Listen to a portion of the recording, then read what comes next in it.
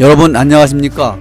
경제적 자유와 완전한 노후를 준비하는 채널 꿀사과TV입니다. 오늘은 2020년 12월 5일입니다. 이제 연말이 얼마 남지 않았습니다. 금년에는 서학개미라고 해서 해외 주식 투자를 많이 시작한 분들이 상당히 많습니다. 오늘은 연말 해외 주식 양도소득세 총망락 신고부터 납부까지 말씀을 드리도록 하겠습니다. 금년도 양도소득세 마무리 기간은 20년 1월 1일부터 12월 24일까지가 되겠습니다. 25일은 성탄절이고요. 26일, 27일은 주말입니다. 그러다 보니까 24일까지 매매를 완료해야지 주식 양도소득세가 확정이 됩니다. 먼저 양도소득세 기준부터 알아보겠습니다. 앞에서 말씀드렸듯이 24일까지 마무리를 해야 되고요. 12월 31일이 기준일이라고 하는데 양도소득세는 결제일이 있습니다. 그래서 결제일 기준으로 해야 되기 때문에 12월 24일까지 마무리해야 한다고 보면 되겠고요. 세율은 22%입니다. 양도소득세 20%. 지방소득세 2%입니다. 납부기간은 금년 이제 연말까지 마무리가 되게 되면은 내년 5월 1일부터 5월 31일 사이에 신고 납부를 해야 됩니다. 그리고 납부장소는 양도인의 주소지 관할 세무서에 신고해서 납부하시면 되겠습니다. 기간 내 미신고 시에는 가산세가 20%가 붙고요. 또 실제 양도소득세 납부 금액보다 낮게 신고를 한다면은 그 낮은 금액만큼 불성실 가산세가 하루에 0.025%가 부과가 됩니다. 공제액은 잘 아시겠죠? 연 250만 원이 공제가 되고요. 과세 분류는 종합과세와 분류과세가 있는데 이건 분류과세라고 할 수가 있겠습니다. 종합과세는 뭐냐 하면은 종합소득세 2천만 원 이상 시에는 합산과세가 되는 것이고요. 분류과세는 개별소득세 납부로 확정이 되는 것입니다. 그리고 양도소득 금액이 250만 원 이하가 됐을 때는 공제 대상인데 꼭 신고를 해야 하나요? 이런 의견들도 많이 내고 있는데요. 세법상에 보게 되면은 손실이 발생해도 신고하라고 되어 있습니다. 그런데 250만 원 이하의 수익이 확실하다면은 신고를 안 해도 됩니다. 그리고 신고를 안 했다고 해서 가산세가 부과되지 않습니다. 그리고 앞에서 말씀드렸듯이 12월 24일까지 이제 종료된다고 보고요. 그러면은 이제 25, 26일은 휴일이니까 27일부터 31일까지 매매하는 것은 어떻게 되느냐? 이렇게 의견을 낼 수가 있겠는데요. 27일부터 31일까지 매매분은 2022년 거래액으로 산정을 하도록 되어 있습니다. 그러면 양도소득세 부과 예시를 보겠습니다. 미국 주식 투자로 1월 1일부터 12월 24일까지 수익이 1천만 원이 발생했다고 예상을 해보겠습니다. 그러면은 1천만 원 빼기 기본 공제액 250만 원을 공제해 주면은 750만 원이 되는데 이것이 이제 과세 표준액이 되겠죠. 이 과세 표준액에 세율 22%를 곱하면은 165만 원이 실제 납부할 금액이 되겠습니다. 그리고 양도소득세를 달러로 내나요? 이런 의견도 있는데 이거는 원화로 냅니다. 그리고 기준은 실제 대금 결제일이 되는데 주식 매수일은 결제일 기준, 또 주식 매도일은 외화 입금일 기준이 되겠습니다. 그래서 매수 매도일 기준 그 당시 환율을 원화로 환산하여 계산을 합니다. 여기서 이제 헷갈릴 수가 있는데요. 지금 우리가 이제 달러로 매매를 하다 보니까 달러만 생각을 하는데 이 당시 환율로 해서 원화로 환산합니다. 이것도 예를 들어서 설명을 드리겠습니다. 이게 이제 부가 예시가 되겠는데요. 수익 계산 시에 달러 환율 변동 내역을 적용해서 한다. 이렇게 해서 이제 사례를 들었습니다. 실제하고는 다르긴 하지만 만약 애플 주식을 한 주를 250달러에 매수를 했다. 그러면 이제 250달러가 되죠. 근데 그 후에 매도를 하는데 가격이 내려서 240달러에 한 주를 매도를 했다. 그러면은 달러로는 240달러죠.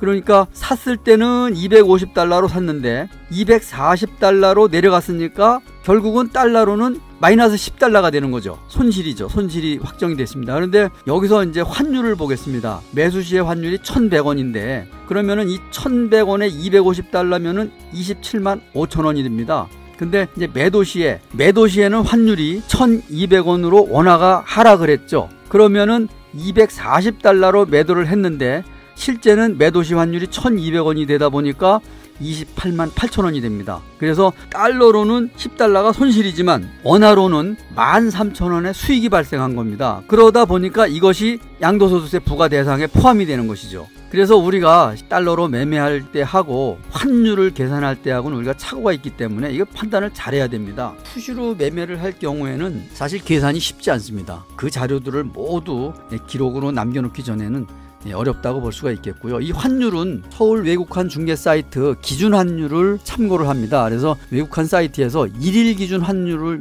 평가 고시를 하는데요. 그 기준에 의해서 하고요. 말씀드렸듯이 이제 개인이 판단하기 어렵기 때문에 대부분 증권사에서는 정산 대행 서비스를 무료로 시행을 합니다. 증권사에서 세무사에 의뢰를 해서 거기서 정산해서 통보가 개인에게 오면은 이렇게 하는데요. 저는 그 미래세 대우증권을 이용하는데 내년 5월 달에 증권사에 의뢰를 해서 대행 서비스를 해달라 하면은 증권사에서 무료로 다 대부분 서비스를 해주니까 그렇게 해서 고지서가 나오면은 그거대로 계좌에 입금을 하면 아주 수월하다고 보면 되겠습니다.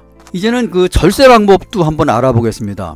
이제 계좌에 수익이 1천만 원이 발생했다. 그렇게 되는데 지금 계좌 내에 보니까 손실 종목도 있다.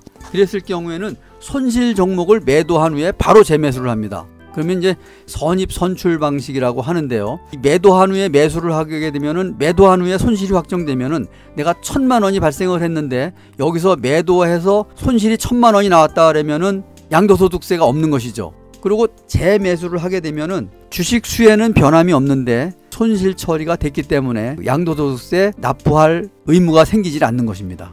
이렇게 해서 10년 동안 매년 250만 원씩 수익을 발생시킨다고 하면은 계속 가지고 있더라도 250만 원씩 팔고 다시 3으로 해서 수익을 발생한다면은 10년에 약 2,500만 원 정도는 절세가 가능하겠죠. 그래서 이것을 잘 이용을 하시면 되겠고요. 투자 금액이 많은 경우에는 가족 단위로 분산해서 투자하는 것도 괜찮습니다. 가족 단위로 하게 되면은 각각 가족들이 250만 원씩 소득 공제가 되는 것이기 때문에 10명이라고 하면 2,500만 원을 공제를 하기 때문에 절세 효과가 있겠죠. 그리고 이제 부부간 증여도 있습니다. 10년 단위로 부부간에는 6억 원, 또 자식한테는 5천만 원 정도 증여가 가능하기 때문에 이것을 이용해도 절세가 될 수가 있습니다. 다음은 주식 배당세에 대해서 얘기를 하겠습니다. 해외 주식 배당 투자를 하시는 분들이 상당히 많은데요. 이것이 15.4% 원천 징수를 하죠. 그러니까 원천 징수하고 남는 돈을 우리 이제 계좌에 넣게 되는데 이게 지금 배당세가 14%고 지방소득세가 1.4%입니다. 근데 이 배당소득세는 앞에서 말씀드렸듯이 종합과세 방식이기 때문에 이것이 2천만 원이 넘게 되면 합산과세를 해서 종합소득세 과세 대상이 됩니다. 그래서 배당소득세도 2천만 원이 넘을 경우에는 또 세금을 내야 된다고 보시면 되겠습니다. 오늘은 이렇게 연말을 맞이해서 금년도에 이제 새롭게 서학개미로 주식 투자를 시작하신 분들이 많은데 금년에 미국 주식이 뭐 화랑이 있었죠. 그래서 수익이 났을 것으로 생각이 되는데 그냥 계속 가지고 있는 것보다는 한번 팔았다가 250만 원의 수익만큼 팔았다가 다시 되사주게 되면은 주식 숫자는 그대로 있고 또 250만 원의 수익이 확정되면서 공제를 받게 되기 때문에 양도소득세상에는 이익이 되는 것이죠. 그래서 연말에 12월 24일 전에 매매를 한번 해서 소득세를 확정을 하고 내년으로 넘어가면 좋겠다, 이런 말씀을 드리겠고요. 만약에 의문사항이 있으시다거나 하면은 댓글로 달아주시면은 제가 상세하게 설명을 드리도록 하겠습니다. 오늘은 주식 투자 격언으로 마무리를 하겠습니다. 천재지변이나 돌발 사태로 인한 폭락 시에는 사라, 매수를 해라. 천재지변이나 돌발 사태로 폭락이 발생할 경우에는 신이 주신 절호의 기회라고 생각을 하고 매수를 하라 하는 격언을 소개해 드렸습니다. 오늘은 여기서 마치겠습니다. 감사합니다.